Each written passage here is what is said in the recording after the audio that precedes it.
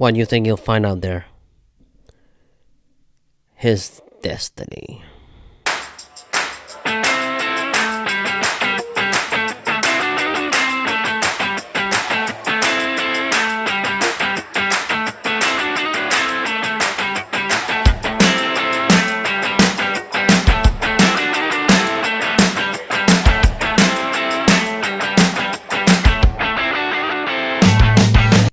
The sequel takes place shortly after the events of the first film. It is directed by Ted Post from a screenplay by Paul Dan and stars Charlton Heston, James Franciscus, Kim Hunter, and Maurice Evans. In the film, Taylor disappears and another astronaut called Brent arrives on the planet from the past and goes to search for him.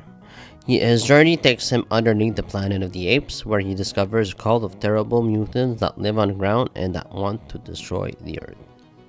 Right out of the bat, in my opinion, Beneath the Planet of the Apes is just an okay sequel. It's nothing grand, nothing terrible by any means, but it feels like it had a lot of potential, but it sort of was squandered a bit. It really didn't live up to the potential of the first film, in my opinion, but it's still like an okay watch. It's not like awful, but it's just all right. I also feel like that the direction of this film is somewhat competent. Ted Post, he does a good job of directing the action scenes, and the pacing of this movie is pretty. It's pretty rapid. Like, yeah, I'm not really bored watching this film. I think that's a plus. The direction, the screenplay. I think the screenplay is the biggest hurdle of this movie. It really feels like the writers are handcuffed. The script could have used a little bit of rewrites, and also the writers were a bit handcuffed because the main actor of the first film, Charlton Heston, didn't want to return here. There was just like sort of this hustle between him and the studio, because the studio wanted him to return in the sequel. They felt like his presence was necessary in the film, and the actor didn't want to, because he didn't really want to repeat the same beats of the first film, and he thought that it was useless coming back. And I get this point of view, because the first film was like so groundbreaking and original that it's hard to top.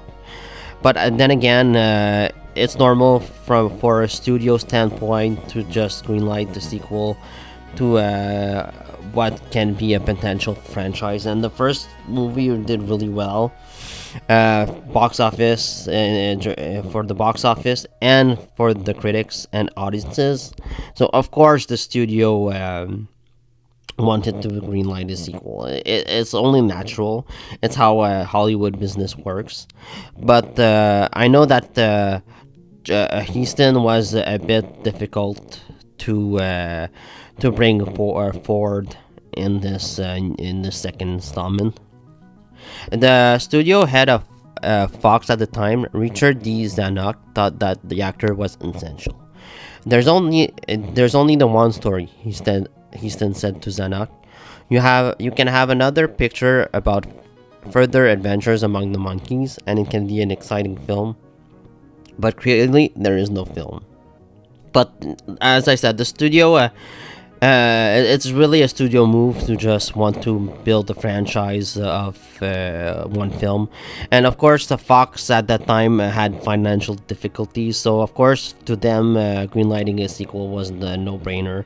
And Heston finally accepted to star in the sequel, but with like limited screen time, so the writers were sort of handcuffed in what they could do with him. I think there's a version of this movie that could have been better if Heston would have been in it more, and you could have like had two storylines with Brent, the new astronaut, and Heston like moving together, kind of like most sequels do with their characters, just like Two Towers and The Empire Strikes Back. I think that could have been interesting, but I think that the sequel is missing a few elements. I'll talk more about that in a minute. I also think that the performance of Brent, who is played by James Franciscus. I think he's fine in this movie. He's nowhere near as good as Taylor is, and by any means, and he sort of looked like him. But I think he's good in this film. He gives a good performance. You don't really know much. You don't really know much about his character, which I think is a problem. But he's serviceable. He's a serviceable lead.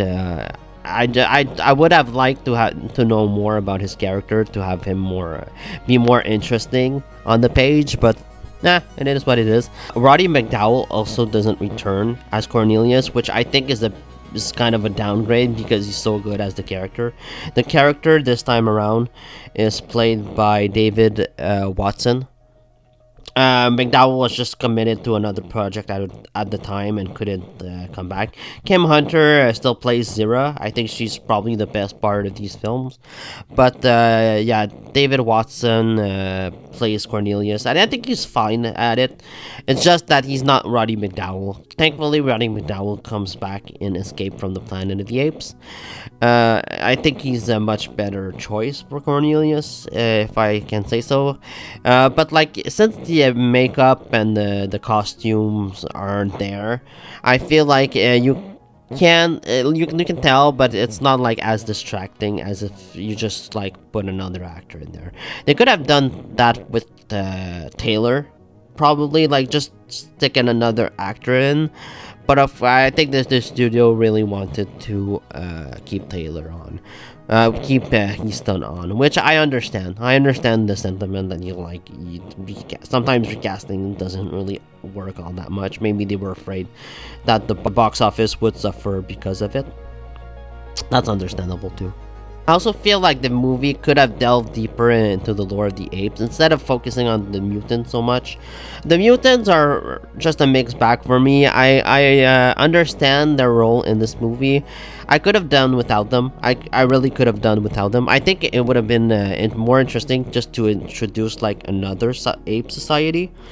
Like you can focus on both the one we know from the original with the gorillas, and maybe introduce like another one, another ape society that's more pacifist. I think that could have been a really interesting thing to do, like different contrast. Brand could have been the one who arrives in this different society of apes. And then the gorillas, they come here and they kidnap him or something like that. It could have been just more interesting than just going for the boring mutants. They're just I don't know what I feel about the mutants. They're all right. They're all right antagonists, but they just open up so many questions that I feel aren't answered at all here. They're just really halting this movie down, in my opinion. And the ending is not my favorite part of this movie. I love that they go underneath the Planet of the Apes. I think the problem with the mutants, it's mostly the execution more than anything else. I don't really feel like they're interesting antagonists at all, and they're just like there, but I don't feel like they belong in this franchise. It's weird. I don't hate them. Like when I watch the movie, I think they're fine for what they are, but I don't think they're anything to write home about. We can talk about a bit of the plot in this movie. Taylor disappears early on in the movie, and Brent meets Nova and finds Taylor's necklace with her. He then goes to Ape City with her, hoping that Taylor is alive. Of course, Brett is shocked to see that the apes are now smart and the humans are now dumb and incapable of speech. Taylor is wounded by one of the apes, and Nova brings him to Cornelius and Zira, who tends to him and helps him escape. Brent and Nova are, however, then captured again. They are supposed to be kept for target practice, but luckily Zira gives them the opportunity to escape by unlocking the cell that the horses were carrying. Brent and Nova escape and head underground through a hole. I think this introduction of the movie is fine. It's a good time, and while I don't think the intro is bad or anything. It's not as strong as the original film. The original film sort of had this mystery around it, and here it's fine, but I don't think it's as exciting as the original. Brent and Nova escape and head underground through a hole. They arrive at an old subway station, Queensboro Plaza, and he finds out that this place was once New York City. It comes as a shock to him, of course. Brent, just like Taylor, discovers that this is his planet, Earth, and that it's like hundreds of years into the future and that apes have taken over. Brand soon becomes agitated and acts irrationally and tries to kill Nova. He doesn't go through with it and stops not long after. They are soon captured and interrogated by the mutants who can speak telepathically and control minds. The mutants tell Brand that they are good, but of course their actions don't convince the astronaut. The mutants turn out to be descendants of survivors of the Holocaust who have survived and evolved at the point of having supernatural abilities. They also worship a nuclear bomb, which has the power to completely destroy the Earth. Mendez is the leader of the mutants, who seems to be all-powerful. Brent and Nova are taken apart, and Brent is reunited with Taylor in a jail cell. They are forced to kill each other. Nova runs to their cell and yells out her first word, Taylor. I do enjoy however, spending some time underneath the planet. Like I said, I feel like this is an interesting concept that could have been explored differently. But yeah, just the mutants really doesn't do it for me. The apes, led by Dr. Zayas, also embark to attack underneath the city and try to capture many of the mutants. The rest of them commit suicide, kill or capture. The rest of them commit suicide. Brent and Taylor reach the capital and try to stop Mendez from starting the bomb. During the chaos, Taylor is shot in the chest and Brent is killed. Taylor manages to push the red button of the bomb.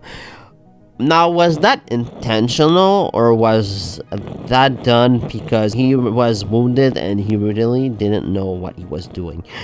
I'm not sure. I'm not sure what the answer to that is. If like that was he really wanted to destroy the world. I think that's a strange decision on his part if it's like intentional, but I guess we're gonna have to go with it because the Earth does get blown up here in this movie. I'm not really okay with that because it does complicate things with the as a story, because you can't really go anywhere after that. Like the timeline is done, Earth is destroyed. So I think it complicates things, and after that, every sequel of Planet of the Apes is a prequel. So it's kind of muddles the waters a bit. Like I said, this movie is okay for what it is. It's not a terrible sequel. It's an okay watch. I watch it like every time I watch every time I want to watch all originals. I put this movie on. I think it's a fine watch. It's just nowhere near as good as the original in my opinion. But there's really nothing you can do about that.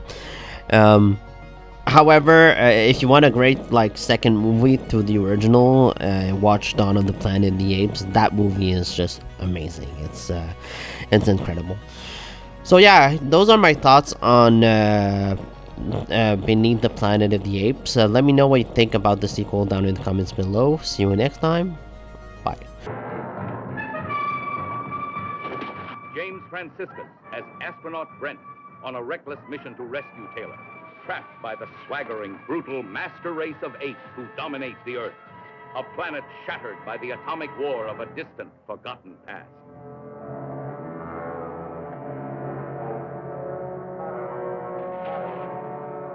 Where are you going? Into the Forbidden Zone. Someone or something has outwitted the intelligence of the gorillas. Invade! Invade! Face the terrifying dangers of the Forbidden Zone with them, engulfing you in the shattering experiences that await beneath the Planet of the Apes. Well, there's an intelligence working in this place. They know we're here. We are determined to know what the apes want. War or peace? The superintelligent mutants. Are they human or something else? In their church, an unspeakable god. A doomsday bomb. Behind their faces, an unbearable secret. We don't kill our enemies. We get our enemies to kill each other. The irresistible war machine of the guerrilla army versus the devastating secret mind weapons of the subterranean mutants in civilization's final battle to answer the ultimate question. Can a planet long endure, half human and half ape?